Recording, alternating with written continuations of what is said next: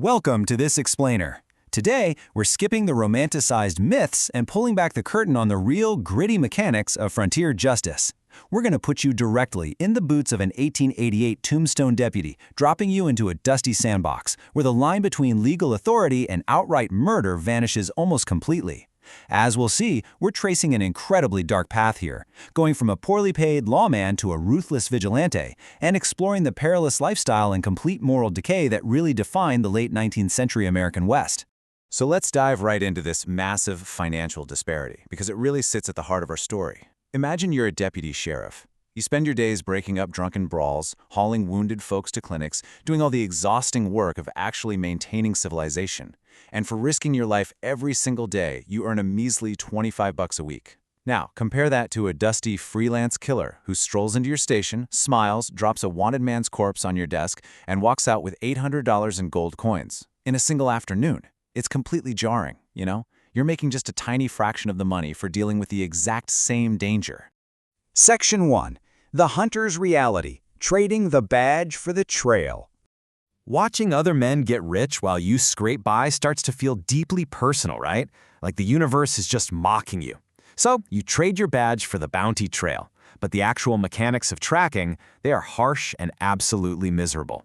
You have to learn real tracking, reading footprints, anticipating a desperate man's moves. It literally means starving and sweating for days on end, sometimes surviving by chewing on tree bark and sour meat just so you don't lose the trail. You could spend weeks tracking a fugitive through the mountains, only to discover you've been following a decoy the entire time. And you're doing all of this while constantly looking over your shoulder, because rival bounty hunters would gladly kill you just to claim that reward first. Section 2. Collateral Damage: The Race for the Ultimate Prize.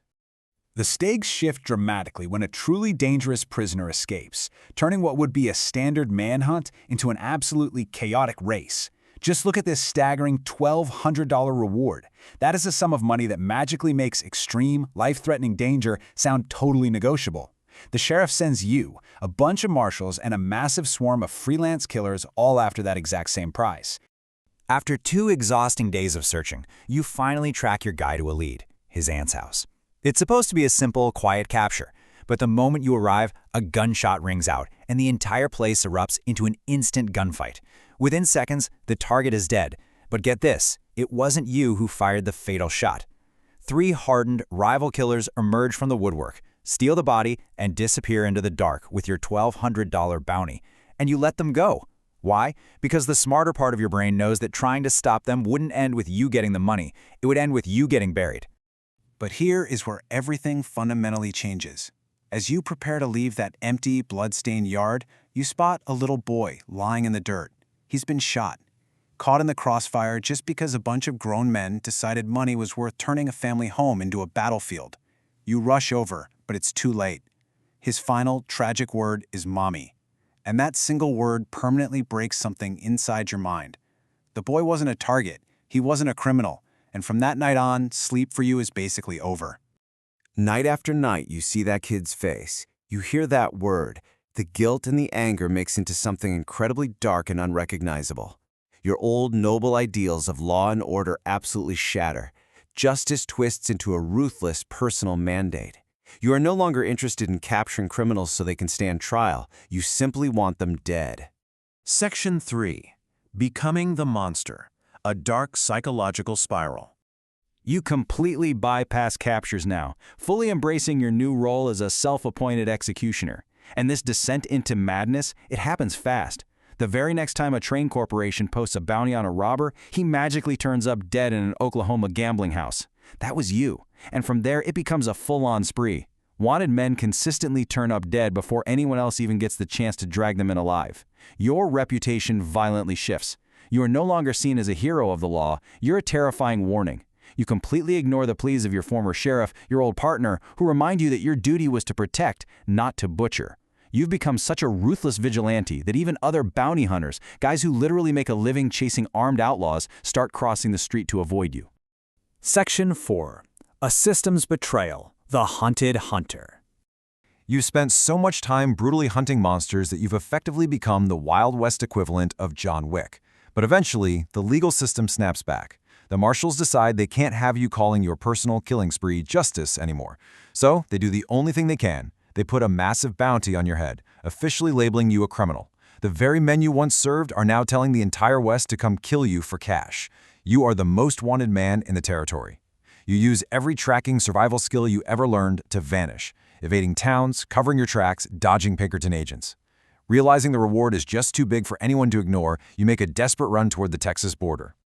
On the third day, thinking you've put enough distance between you and the law, you stop at a remote bar in the New Mexico territory. You let your guard down for just a moment to grab a drink and restock. Big mistake.